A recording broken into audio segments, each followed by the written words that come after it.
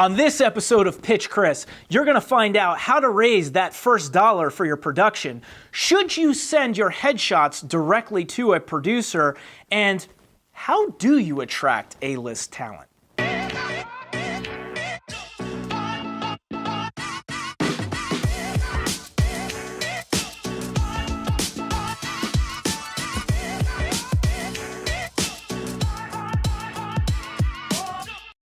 Hey, and welcome to episode 5 of Pitch Chris, where you guys are asking me questions about the entertainment business and I'm going to answer them. To ask me a question, simply go to my social media at Chris DeBlasio, hashtag Pitch Chris, and I'll be more than happy to answer all the questions you have. This first question comes from Billy. Billy, let's see what you have to say.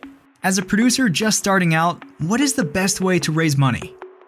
If you're just starting out and you don't have a name for yourself, chances are slim, unless you have some personal contacts to get A-list talent in your film, you're going to have to start grassroots. You're going to have to go to friends, go to family members, go to people that know you the best and see if you can start raising money that way.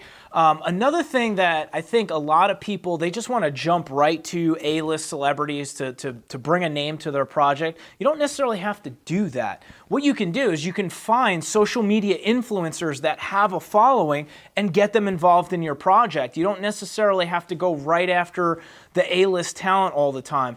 But I think if you start off with the people that you know first, your friends, your family, and then maybe source some social media influencers to then start building your project, I think that's the best way to start raising that first dollar.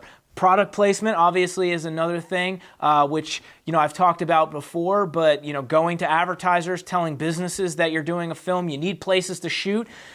See, instead of just going a straight barter, see if you can try to get some money for advertising from them. So, a great question. I think that should help you a little bit on how to start getting some of those funds raised.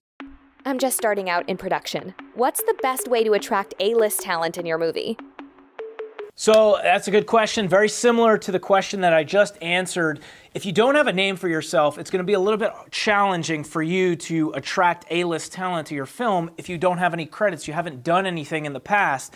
So working with agents and stuff, they're going to be looking at those types of things. So you're going to want to start projects, and I mentioned this before, is with social media influencers. A lot of people forget about the social media influencers, the people that have millions of followers on Instagram and YouTube and Facebook. You don't necessarily have to go right after the A-list talent. Why don't you find roles in your project that may be good for somebody? Not only that, but on the financing aspect of it. See, a lot of these influencers, they have sponsors. They already have a relationship with a lot of these sponsors. So why not go about it that way as opposed to, going directly to an A-list celebrity? Go to an influencer that has, say, Nike or somebody as their sponsor, get them involved in the project, and then ask them if you can go and speak to their sponsor or whatever business is backing them to see if they would also support them in the film. Now you're also getting an influencer, but you're also getting money that comes along with the influencer by having one of their sponsors in it. So it's another little angle that you might want to look at as opposed to going direct to A-list celebrities if you really don't have a name for yourself. So I would say go that way and start building the project that way. I send my headshots to casting directors all the time. Should I start sending them directly to producers? So it looks like you're already sending your headshots to casting directors, and it sounds like it's unsolicited, which I would advise against.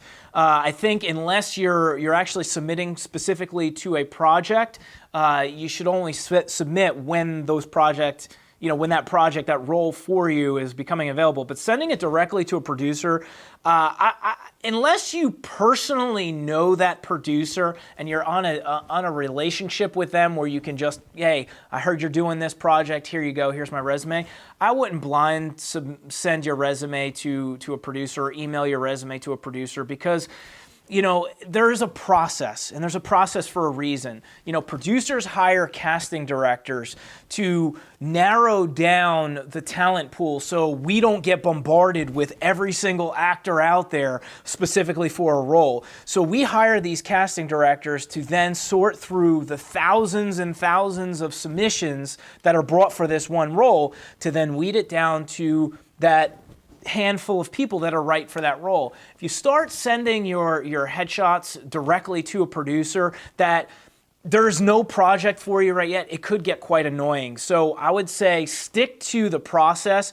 Us as producers, we hire casting directors for that reason, is to kind of go through all those resume submissions. So I would send them directly to the casting directors when that role is right for you. So I hope that helps you guys. That's it for today's show. I'm interested in hearing from you guys, so you can send all your questions. You'll find me on social media at Chris DeBlasio, #PitchChris, and I'll be happy to answer all of your questions.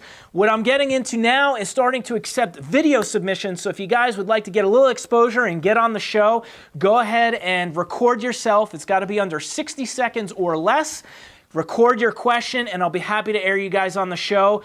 Again, send it to Chris DeBlasio, #PitchChris, and I look forward to speaking to you guys next time.